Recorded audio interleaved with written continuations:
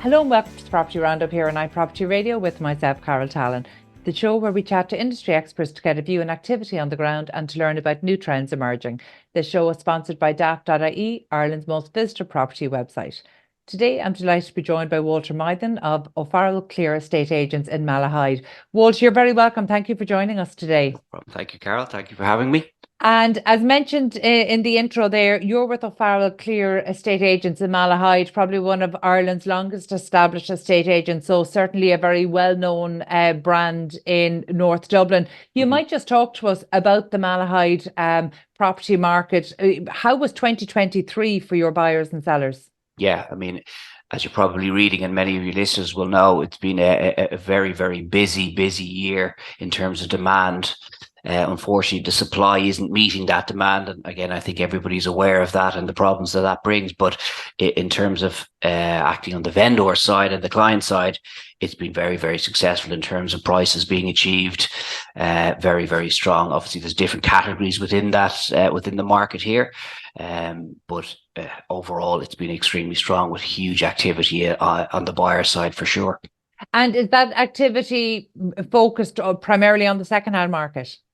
Yeah, I mean it is. Land is in short supply in Malahide in particular, but we have an amazing scheme that Ballymore are currently building up in Cement Rise, and that's a nice mix of kind of 3-4 beds, semi-detached, detached, and then 2 apartment blocks as well with a facility block, which is unique to the area from the residential sale point of view anyway, and it's been a huge success so far. So. Yeah, there's been a good mix, but everything is doing well. Certain categories are definitely busier than others. The 3 and 4 bedroom semi-detached within kind of 10 walking minutes of schools and that sort of thing is in huge demand, and that's where you're seeing frantic bidding and a lot of competition. So yeah, it's tricky in that field. If you're looking to buy, you need to be really prepared. In many cases, we're spoilt out here where, chains aren't the norm, which they would have been, where you'd have to sell to buy. Now, a lot of buyers are ready to go and either cash or have already sold and renting short term or back in with the parents or in-laws. So it's, you have to be kind of fight ready to get involved because it is so competitive when you might have, 10, 12 bids. It's going to come down in many cases to who's further progressed in their end and has the money kind of sitting there ready to go or mortgage approved and ready to go.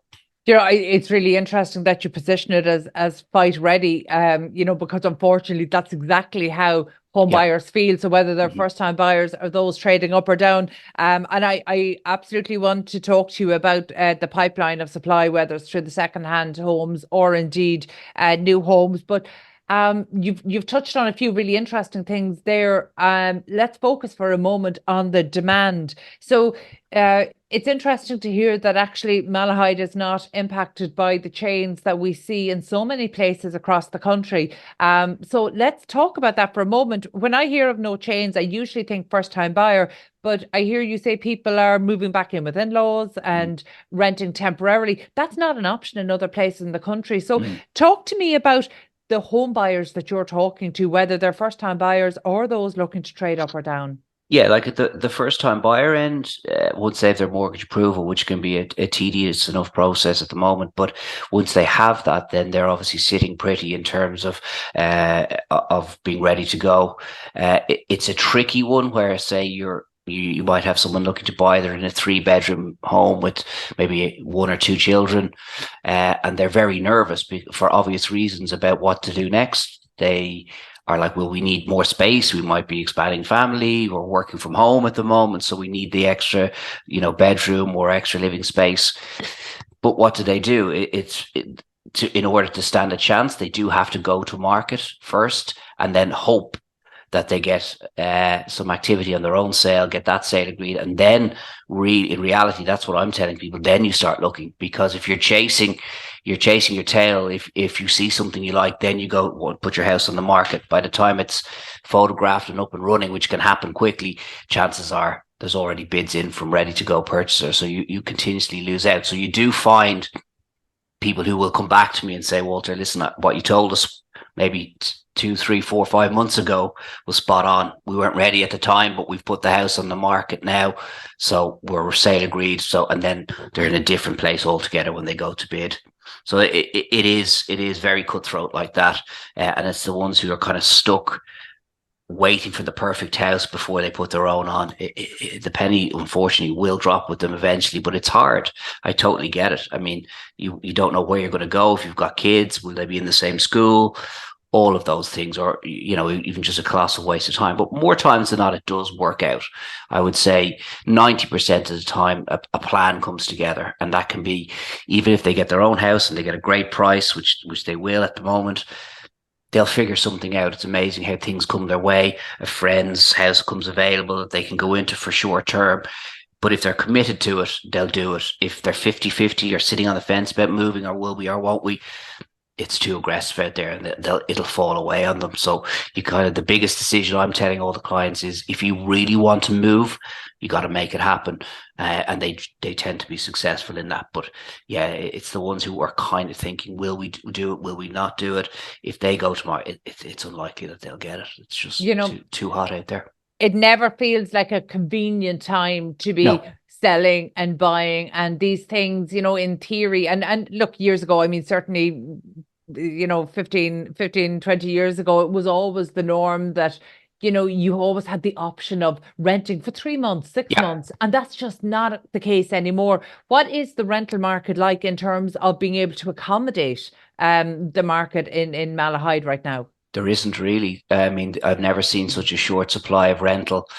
A lot of our clients are selling up, as you, again, the market will know. It's just become a bit onerous to be a landlord. It's almost like it's a dirty word at the minute, which is terrible, because it's a necessity even for situations like you've just mentioned. But to try and get involved in that, and also, if you're paying for 3,000 or 4,000 a month for a kind of a typical 3 or 4 bed semi-detached. If you're paying out 4,000 a month for 6 months or 8 months or 12, it's a huge amount of money coming off your saving that you have for the house. So people are worried about that. Will they get caught in a situation where so it is difficult, but it's doable. You just have to be prepared to be fluid and do what you need to do to make it happen. And that's what I'm saying. If you're fully committed to it, 9 times out of 10, it will work out. It might take time. Something will come your way in terms of rental or short-term situation. And some sellers as well, particularly first-time buyers, are, it's not ideal for them, but they're okay to wait a bit more. So if the seller needs another month or two, then that's okay for the most part, because supply is so short. They're just happy you've won the sale and got the house. So if they have to wait a little bit of time, they'll do that. They're already in rental or at home.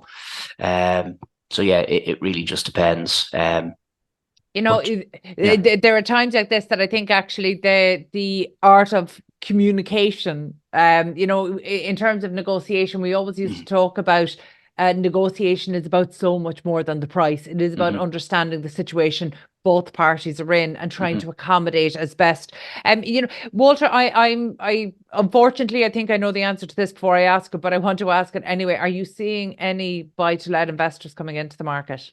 Very few, really, really small numbers. I've had some good success up in Cement Rise, again, that we mentioned earlier. We've had a few buy-to-let, but only a few. And it's a slightly different buy-to-let. It's with a view to possibly for them in the future or for kids. So it's not a hardcore investor who's coming on looking at yield and that's all they're interested in. Very, very few of those on the ground. They may be a couple in their 50s or 60s who are thinking, right, in 10, 15, 20 years' time, we want something like this to retire into and sell the family home, and something that's kind of high end. And again, with the facilities up there in particular, it's been a huge success. It's just, and that's a very interesting dynamic in the market here at the moment. The average apartment, for example, unless the price is very attractive, isn't gathering the interest. The higher end stuff is by far the busiest, and what sells first, which is interesting, because I spent about 10 years in London. And when you would launch over there, you'd normally find the investors coming in and asking, right, what's the entry level here? I'll take it because it's based on the yield and they're looking at it differently. Here it's like, right, we're buying as an investment now. What's the best apartment that you have? Because in 10, 15, 20 years time or whatever it is, that's where we're going to live. So they're going big on the more expensive premium units as opposed to the lower entry level stock. So it's interesting. Yeah, that is particularly interesting. Are they presenting as cash buyers? Are they raising some finance? Are they buying through pensions? No, mostly. Again, we're fortunate in this neck of the woods. Most of our sales, over 80%, I would say, of people downsizing, would be cash buyers. Now, they will sell in turn. So we have a mix of people within there, which is very, very important to the market here. Because if they've got a 4-bedroom detached family home that the kids are gone, that 4-bed detached is so sought after at the moment. So when they will eventually move into the apartment, that frees up the 4-bed. That in turn probably frees up a 3-bed, and the whole cycle takes off. When you take one piece of that jigsaw away, the whole thing comes to a standstill, and we're noticing a massive level of interest for high-end downsizing apartments, and that's again why I think Ballymore nailed it in terms of their approach to the scheme there, because it's ticking those boxes. It's not just an apartment where, for someone to come from a family home with space and a garden, there needs to be something to attract them there. And a standard apartment that might be a bit dark or has no outside facilities, it's a bit of a concrete situation. It's too dramatic a difference for them. Whereas with Seamount, for just using as an example, because we're working on it, it has a 13-acre park behind it. It's got a gym. It's got a cinema. It's got a lounge lobby area. You've got a private meeting dining room. They've even allocated for pet friendly, and there's a dog wash station in the basement. These sorts of things set the tone. Whether someone uses the gym or the cinema or not, that's, you'll get a handful of people who just won't, but it sets the kind of barrier in terms of the style of the place and the feel of the place. And it just gives it that exclusivity, and the spaces are good. There's storage units, so all of these things, and landscaping, gardens, then that will get people who are looking to downsize interested. And that's exactly what's happened. Like on at least 4 or 5 occasions up there, I've had people where I've said, talk to them, and said, listen, have a look at this. Oh, Walter, I would never buy an apartment. I said, listen, just come up and have a look. Doing the typical sales thing. Just have a look, come up, and it's worked. And the commentary is, okay, this is different, Walter. I wasn't expecting this. Yeah. And I think there's a huge gap in the market for this type of development, and all of its knock-ons that it has. It's huge because it could possibly free up 2 or 3 other properties to get that whole cycle going again.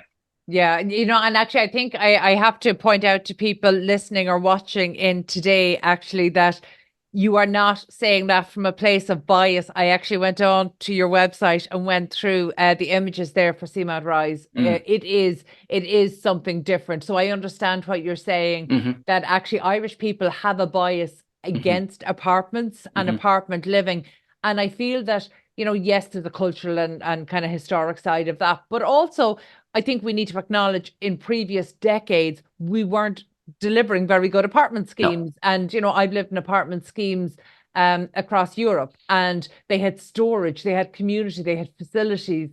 So it was perfect for somebody coming into an area, whereas in Ireland, we just didn't do that. And actually, when I saw the images on your website, I didn't realize it was an Irish scheme, and that shouldn't be a compliment to the scheme, but unfortunately it is. Now, look, in saying that, we've seen huge improvements over the last number of years, but I think it is worth pointing out that actually Seamount Rise definitely is one of the leaders in the space, and that doesn't surprise me. It's delivered by Ballymore, and Ballymore are absolute best in class, not just in terms of delivering homes, but in terms of placemaking. They understand the concept of place. They understand the people who are going to be living there, whether it's as tenants or owner occupiers. They understand who's going to be living there and how they choose to live. And I think that's where maybe Malahide is a really interesting market to look at in Dublin, because yes, it's on the outskirts of a city, but there's very much a village feel. There's very much a strong sense of community. And in terms of, I think we talked about downsizing and right sizing. The reality is there are people who might have a dream to retire to somewhere like Malahide, but I think you've got people living in Malahide whose dream is to downsize and stay in Malahide. So that's a problem when you're attracting new people in, but the people who were there want to stay. And the key to downsizing, and sorry, I need to stop using that term. It really is about right sizing for the different stages of life. But the key to that is being able to move into an appropriate property within your own community. So you're keeping the same pharmacy, the same local pub, the same restaurant, the same dry cleaners, the same family and friends community network that you've built up. And Malahide has not had that. There hasn't been anywhere for people to trade up or down to. And it's great to see some new homes coming into the pipeline there. In terms of secondhand homes, have we any reason to be hopeful that 2024 will bring more new homes to the market, secondhand homes to the market? Obviously, would love to go that way and be thinking that way. I think it's going to be tight supply this year again. Just for the reasons that many of the houses, people don't have anywhere to go, and can't afford necessarily. Like a perfect example is someone I was speaking to recently, and they have a 4-bedroom detached house. It's probably worth about 850, 900, give or take. Okay, and they won't go to a normal apartment, for example, to downsize. They just won't do it. Now they may not have the funds then to go, and spend 600 or 700 on an apartment, because the difference between their sale and what they're going to purchase doesn't leave them with a huge amount in their back pocket to enjoy the and have a comfortable life and do what they want to do, holidays and enjoy retirement or whatever it may be. So that's where a sticking point is, and this is probably a wider government thing, but if that 650,000 apartment was 450,000, I would say you'd get a huge volume of people looking to do it. But obviously that doesn't make the scheme viable. So that's where there may have to be something there to sort of prop that up in order to free up those houses, because there are dozens of people I've spoken to over the last year or two who, if the pricing and there was other options to go to that were nice and had facilities and had all of those boxes ticked, they would do it. But they're not left with anything money-wise at the end of it. So there needs to be a lot more of these types of schemes around the city in order to facilitate and kickstart that cyclical, 3-bed seller buys the 4-bed, the 4-bed downsizes or right sizes, and the whole thing kicks off again. But there is a block there. So they're staying where they are, and all of their neighbours are staying, bar the odd one, are staying where they are. So they're not moving. And we're noticing that in Malahide. And then when one or two do come on, it's frantic because the demand for it is so great.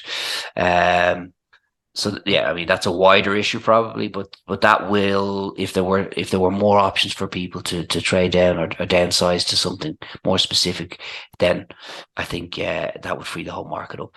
Yeah, and that is a similar situation that we see in other, even large market towns. We're seeing that situation. For Malahide, is there an issue in terms of vacancy or dereliction? Are there many vacant buildings, derelict buildings?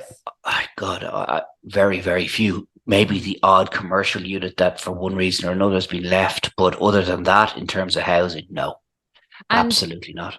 In terms of the commercial market, just how are businesses faring? Because part of a thriving community is that the community use the shops, the retail, the coffee shops, the facilities, so that actually you can have a thriving main street. And it's something that I know in Malahide, there's some really interesting placemaking initiatives being touted there, for pedestrianising streets and some of those have been quite controversial. But the reality is, to sustain a community, you actually need a thriving economic centre. Is that happening in Malahide right now? I mean, that's one thing that it always had, particularly on the food and beverage end of things. So lots of good restaurants, lots of good bars, there's shopping. So now it's tight. You hear from shop owners and different things that they're being squeezed, because rents are high, rates are high. So everyone will have their own opinion, particularly on the pedestrianisation of New Street, which I'm not going to get into because that causes all sorts of drama. But if it's going to be done correctly, which I'm sure it will, I think it will attract. Now, some industries will do better out of that than others. But the more people you're attracting into Malahide, a certain amount of those will go to the restaurants, a certain will do the coffee shops, certain will go into the clothing stores, etc., etc. So I think bringing people in, if it's managed correctly, is only a good thing. It can only be a good thing. And then you've got such a growing population, or a big, Malahide has grown massively. I think it's 17,000 people now, whereas, a good few years ago, it might have been a population of 6 or 7. So it's gone from a village to a town, really. But we're trying to hold on to that village feel. One of the more recent interviews I did with the business in Malahide was actually when the co-working space on the waterfront opened. The view, I think. Absolutely. And that, amenities like that are very important for people who might want to work in a different way. So they're not ready to downsize their lives. They're still working full time, but maybe not full time in the office. What impact has not just co-working, but I suppose the ability to remote work, has that changed the dynamics you're seeing in terms of the demand and the types of people who are coming and looking for homes there? 100%. And again, that's fueling that larger family 4-bedroom home with, kitchen, dining room, possibly. An extra room is becoming critical, and that area of the market is frantic again. So if you have the extra rooms, because maybe both parents are working from home, 2 or 3 kids, every single room is vital. So you'll notice that in properties that have been maybe modernized, extended, extra room added over the garage, or garage converted, or etc., etc. So if a lot of that heavy lifting has been done, and they do have the extra space, so TV room plus a formal kind of living room, open plan kitchen, dining space, and then 4 bedrooms. They may not need the 4 bedrooms, but one will be an office, and then an office in the TV room, whatever, downstairs temporarily. So that's where you have that. That's frantic in terms of interest. Because it has definitely changed. People are at home a lot more. So if you have just an open plan kitchen, living, dining space, and that's it, you have 2 or 3 kids, and it's a playroom, and it's an office, and it's a kitchen, and it's a dining space, you're noticing families looking for that extra room. And where it's been done. And a lot of the older houses in Malahide have that, you see, because they would have had a garage that's converted, or they had a separate dining room. So you've got living, dining, kitchen, TV room, and that's, you can kind of adapt to your own situation if you're at home a lot, and where they've been modernized and have the extra space, that's where you're seeing frantic bidding. And again, as I said earlier, that's where you do need to be up for the fight, because you could have 30, 40, 50 people viewing a house like that. You're inevitably going to have at least 7 or 8 people bidding on it, and that would be fairly typical in that category. And the buyers you're looking at, because Malahide, just because of the marketplace that it is, there are a number of older homes. The buyers that you have that are kind of ready, willing, and able, are they willing to look at projects? Are they willing to take on a project, or do they need it shiny and ready to go? It's interesting. There's 2 different levels. And the premium, in the kind of 1.5 million plus category, where there's deeper pockets. They're more about location and the road that it's on. And they're very happy to spend 1.5 to 2.5 million for the site. They have the financial capability to literally gut the house. And in some cases, you will be left with the front wall, just because they have to retain that of the house. The front of the house is kept. You look behind it, the whole thing is burst out. And obviously that's an expensive thing to do. But on that sort of premium house, and location, you're noticing that there's it's a site purchase in many cases as opposed to a house, because they have the means to do what they need to do. Yeah. On the other side of it, then you've people looking for your kind of family home who wouldn't have the financial ability to to put a million or 2 million into a refurb.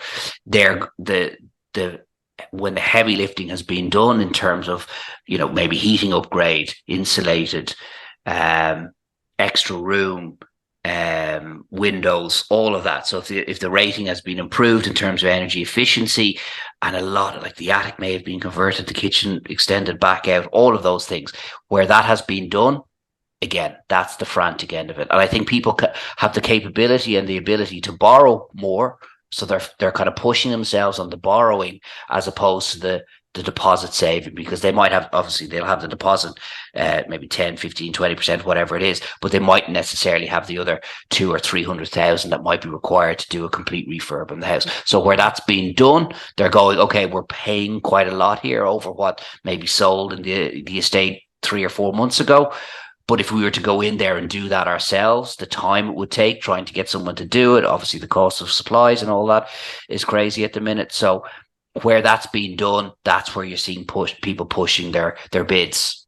Yeah. So, well, actually, that's really interesting, because I know, going back over the last decade and 2 decades, when speaking with the estate agents, we would have always been very conscious of what a seller should be doing to bring their property to the market. And, there's always an ongoing conversation. There always has been about the works that will actually generate a return on investment, what's important. And actually, I do think that's somewhat cyclical, or there are trends around this, that sometimes buyers are willing to do more than others. And at the moment, certainly the energy performance side of it is a huge thing. So, previously we might have been talking about putting in a new bathroom or a new kitchen or repainting, whereas now actually the energy upgrades are what move the needle really for sellers. And I think that's a really interesting one.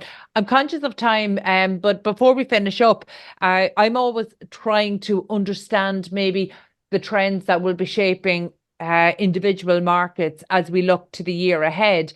And while we have lots of data around that, I think sometimes the truest indicator is what the would-be sellers tell us. So are you, at this point in January now, are you going in and meeting sellers who are considering putting their property on the market and requesting valuations? Yes. That is always busy. People are always curious to know, for different reasons, whether they're just curious to know how much their house is worth. But a lot of particularly where I would say, where people are of a retirement age, they're always curious to know. But again, the block for them, and this is where it stops, unfortunately, is where are they going? And a lot of the conversations are, Walter, if I had somewhere to go, I would be gone, and we would obviously try and help them, but that's not for everybody, because it's just a bit of a nervous move for people. So there is a bit of hand holding to be done in that situation, where you just want to try and guide people through. And I often say it to sellers as well. Listen, the worst thing that can happen is you get your buyer, you can't find something, you don't have to go. You're not the vendor isn't going to the market to mess anybody around. Their intentions are good. They hope it works out. But as I said to them, without making that step, you ain't going to get where you want to go. And if it doesn't work out, you're never going to be left on the streets or homeless. You don't have to move until you find something. And that's a huge mess. And I think people get relaxed when they hear that. They get so caught up and get so worried that what happens if I don't find something? I'll be homeless. You won't. You just don't move. And most buyers will be prepared to wait, because again, supply is so tight that if it takes a little bit more, that they're usually okay to wait for that. Well, then look, for final question, let's hone in on maybe in terms of the supply that could be delivered. We've talked about maybe some of the larger scale developments, but there are still pockets of opportunity for smaller scale developers. So if there's any, maybe smaller scale home builders or developers looking at the marketplace in Malahide, and we're talking about kind of low numbers of units, looking and knowing the demand as you do, what should those smaller scale developers be delivering for Malahide? Yeah, I mean, if you either go on the high end apartment end of it, which I know is expensive to build, but you will sell if you go high end. I think where if you fall between the stools, if you don't really attack one particular marketplace and you try and keep everybody happy, it doesn't work. You either go like the apartments in Cement Rise, where you go high end and facilities, and that'll fly. If you don't have the space for that, well, then you need to look at maybe what is your unique selling point. Is it the location and everything like that? And any sort of new build house, you're going to do 3-4 bedroom. We could do with hundreds of them. So you're never going to go too far wrong with that. If you can get a dozen 3-bed semis or 4 beds or a mix of both, they're going to absolutely fly, because there's so many young families looking to get into Malahide, and schools. School is a big thing if it's within the catchment of the primary schools in particular. It's going to fly. Very good. Okay, look, I think that's you make a very compelling case for Malahide, and to be honest, Malahide makes a very compelling case for Malahide as a destination for home buyers. Just in terms of, because we've mentioned it a lot, Cement Rise, I do recommend that people just go onto your website and take a look at the images there, because they're genuinely stunning. What's the availability like before we get people's hopes up? So we still have one of our. There's two blocks of the apartments. One is already sold out, and we've got a number of units still available in the second block, although they are selling very well. So 1s and 2 beds. We will have 3-bedroom penthouses coming on in this year. But that again goes into a different category again. But availability now, and we do have also some of the 1-bedroom apartments which fall into the Help to Buy price range, which has been very popular actually. So that's interesting too. So there's a dedicated website as well, cementrise.com, which you'll see all the information, all the imagery, and we're viewing there every single week. So no problem getting in. There's a dedicated sales suite up there as well to show people. So a mock-up 2-bedroom apartment, and the model is there and everything. So you get a very good feel for what it is you're going to be buying. They're going to start completing around March, April this year, into the summer. So they're kind of ready now for anyone within that 6 months mortgage approval period as well. So it's busy.